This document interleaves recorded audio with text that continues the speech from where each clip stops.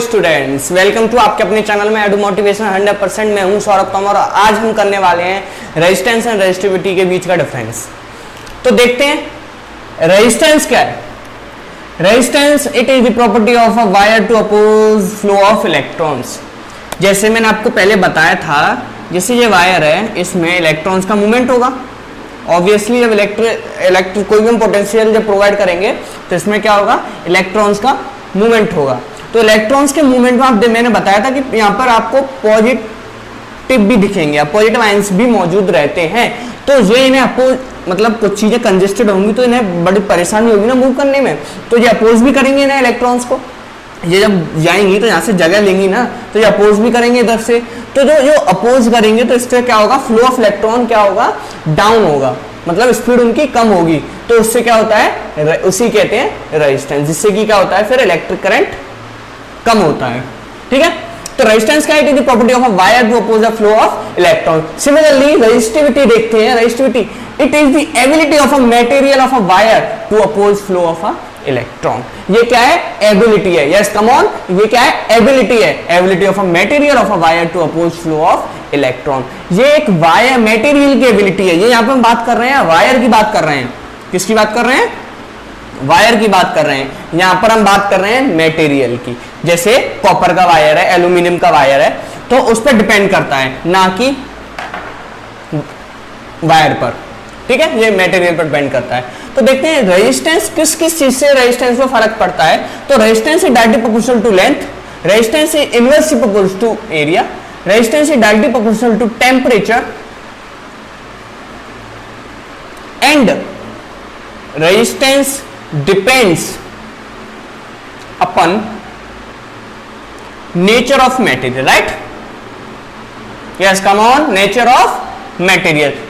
वहीं पर रेजिस्टिविटी की मैं बात करूं तो रेजिस्टिविटी को फर्क ना ही तो लेंथ से पड़ता है, ना ही एरिया से फर्क पड़ता है। कोई भी फर्क किससे पड़ता है, इसे टेम्परेचर से। किससे, टेम्परेचर से। एंड नेचर ऑफ मटेरियल से। नेचर ऑफ मटेरियल से क्या फर्क पड़ता है, मैंने स्टार्टिंग में आपको बताया, depends upon a material, nature of a material of a wire. Yes come on, nature of a material of a wire. तो आप देखेंगे रेजिस्टिविटी की मैं बात करूं, देखिए एक वायर है, इसमें देखिए इतने सारे इलेक्ट्रॉन है, राइट। इसकी अगर मैं लेंथ बढ़ा दूं तो सीधी सी बात है, ये पतला हो जाएगा। पतला होगा कि नहीं, यस पतला होगा। तो इसमें इलेक्ट्रॉन्स क्या होंगे, कंजेस्टेड हो जाएंगे, काफी कंजेस्टेड हो जाएंगे, क्राउड होने लगेगा। उस क्राउड के कारण इलेक्ट्रॉन्स के मूवमेंट में, स्पीड में फर्क आएगा, वो मूव नहीं कर पाएंगे अच्छे से। उससे क्या होगा, जब इलेक्ट्रॉन्स का मूवमेंट गिरेगा, स्पीड गिरेगी इलेक्ट्रॉन्स के मूवमेंट की, तो रेजिस्टेंस क्या होगा, ऑब्वियसली बढ़ेगा। क्या होगा, बढ़ेगा। तो लेंथ, अगर हम किसी भी वायर की लेंथ बढ़ाएंगे तो रेजिस्टेंस क्या होगा, बढ़ेगा। और किसी भी वायर की लेंथ को हम कम करेंगे तो रेजिस्टेंस क्या होगा, कम होगा। यस कम ऑन, लेंथ को बढ़ाएंगे तो रेजिस्टेंस बढ़ेगा, रेजिस्टेंस को बढ़ाएंगे तो लेंथ भी बढ़ेगी किसी भी वायर की। तो यहां से आप देखिए कि रेजिस्टेंस जो है लेंथ के डायरेक्टली प्रोपोर्शनल है। If we increase the length of a wire, yes come on, if we increase the length of a wire, it may leads to increasement in resistance automatically, obviously, right. तो जो अब next है, resistance जो है वो क्या है, inversely proportional है एरिया के।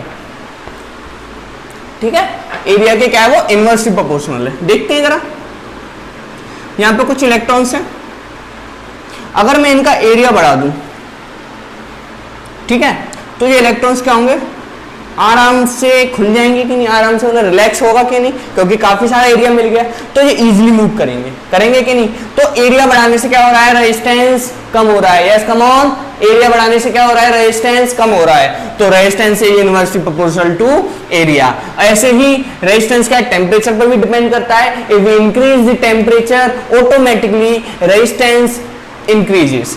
And it depends upon of nature of a material पे भी डिपेंड करता है। For example copper and nichrome. Nichrome is having a 10 times more than resistance than copper. Nichrome and copper. अब nichrome क्या है, iron में आप देखते हैं कॉइल्ड होकर जो मटेरियल लगा हुआ है उसे बोलते हैं, वो कौन सा मटेरियल है, नाइक्रोम का मटेरियल है। वो इसी वजह से लगाया जाता है। क्वेश्चन भी आता है why we use a nichrome metal in iron. So इसका आंसर क्या होगा, यस कम ऑन, क्या आंसर होगा, because it is having a highly resistance material, या it is highly resistance material, that's why we use in iron, इसीलिए हम उसे iron में यूज करते हैं। आप जब हीटिंग पढ़ेंगे तो और अच्छे से क्लियर होगा कि नाइक्रोम क्यों आयरन में यूज करते हैं, ठीक है। तो आप देखिए इतना क्लियर है आपको। अब इसका जरा फॉर्मूले की बात कर लेते हैं, रेजिस्टिविटी आपको क्लियर ही होगी। एक चीज और देख लेते हैं, किसी भी वायर की अगर cross section area metre square 1 metre square है और लेंथ है 1 मीटर, तो इस वायर का जो रेजिस्टेंस होगा वो किसके बराबर होगा, रेजिस्टिविटी से। इजीली अगर हम किसी भी वायर की अगर हम चाहते हैं उसकी रेजिस्टिविटी फाइंड करना, तो उस वायर को हमें क्या करना पड़ेगा, 1 metre square cross section area and 1 metre length लेनी पड़ेगी। उसका जो रेजिस्टेंस निकल के आएगा वो रेजिस्टिविटी होगी किसी भी वायर की। तो अगर उसकी लेंथ बढ़ाएं, उसका एरिया बढ़ाएं, उस पर कुछ फर्क नहीं पड़ेगा, उसकी जो रेजिस्टिविटी होगी वो सेम रहेगी, ठीक है। ये डिफरेंस होता है किसमें, रेजिस्टेंस में और रेजिस्टिविटी में। नेक्स्ट इसका जरा फॉर्मूला देख लेते हैं। तो रेजिस्टेंस का फॉर्मूला होता है rho into L upon A, and इसका यहां से निकाल सकते हैं, ये क्या है, इसे हम रो बोलते हैं। क्या बोलते हैं, रो। किसका साइन है, ये रेजिस्टिविटी का साइन है। तो इससे यहां से निकल आएगा क्या, R into A upon L. Clear है, ठीक है, R equals to A upon L. तो जो रेजिस्टेंस की ऐसा यूनिट है वो हम जब हमने ओम लॉ किया था वहां पर पढ़ चुके हैं हम, क्या है, ओम। क्या है, ओम। और इसकी क्या होगी फिर, देखिए रेजिस्टेंस की जब ओम है, एरिया की क्या है, मीटर स्क्वायर अपॉन लेंथ की मीटर, मीटर से मीटर कट गया, क्या होगा, ओम मीटर, ठीक है। इसकी एक और ऐसा यूनिट हो सकती है क्या, ओम, ठीक है, ओम है, ओम की क्या होगी, मीटर इंटू लेंथ की क्या है, मीटर स्क्वायर अपॉन लेंथ की क्या है, मीटर अपॉन एरिया की क्या है, मीटर स्क्वायर। तो ये कट गया, ये ओम आ गई, ठीक है।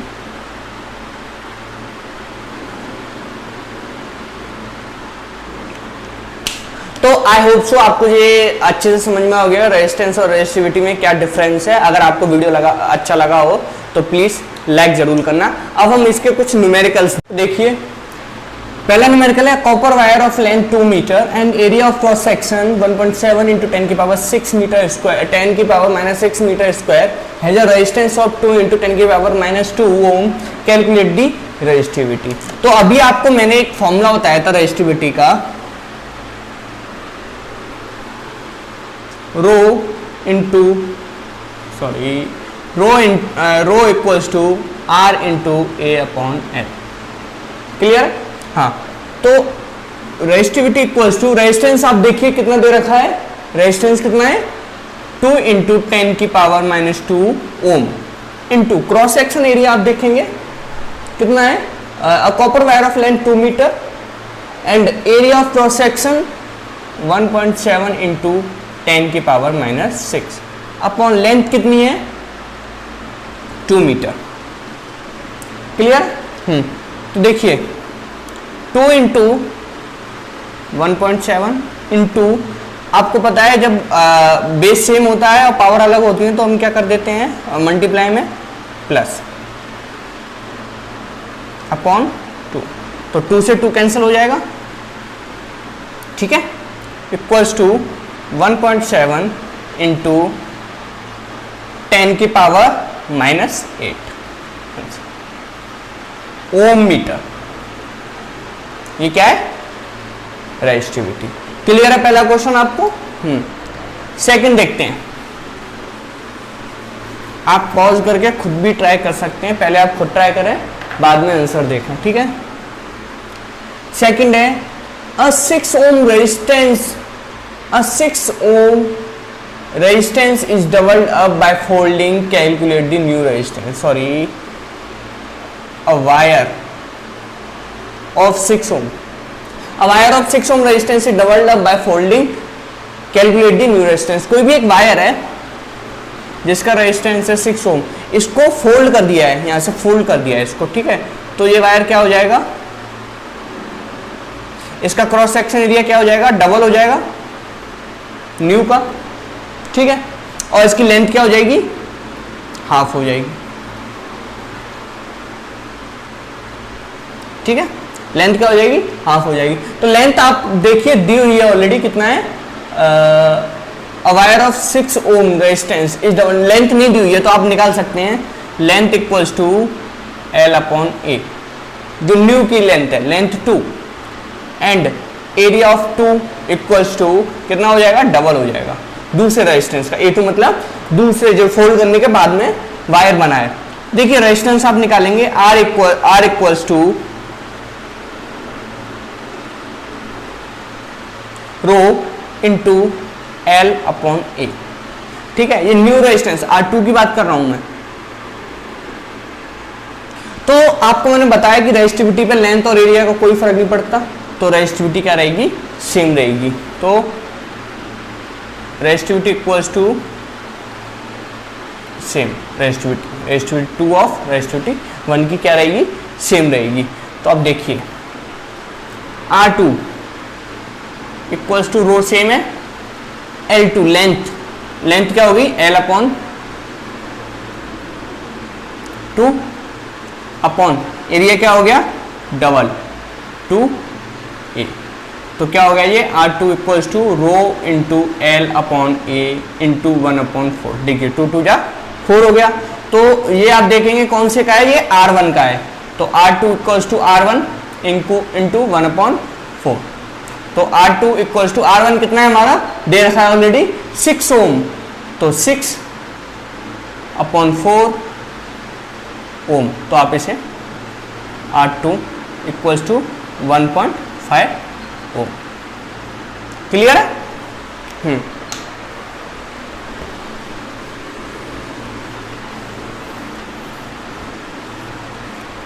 तो आज के लिए बस इतना ही, बाकी के हम करेंगे अगली क्लास में। और आप पढ़ते रहिए, ये टाइम काफ़ी अच्छा चल रहा है, आप बड़ी आसानी से 90% ला सकते हैं। बस आपको कुछ नहीं करना है, नीचे आपको हमें सब्सक्राइब करना है, बेल बटन को दबाना है, और जिससे कि हमारे वीडियो आपके पास में जल्दी आ सकें। अगर आपको हमारा वीडियो अच्छा लगा हो तो लाइक करना, जिससे हमें मोटिवेशन मिलता है। और हमारे फेसबुक पर जाके आप हमसे कोई भी क्वेरी आप पूछ सकते हैं, मैं खुद आपको जल्द से जल्द रिप्लाई करूँगा। जब तक के लिए बाय बाय।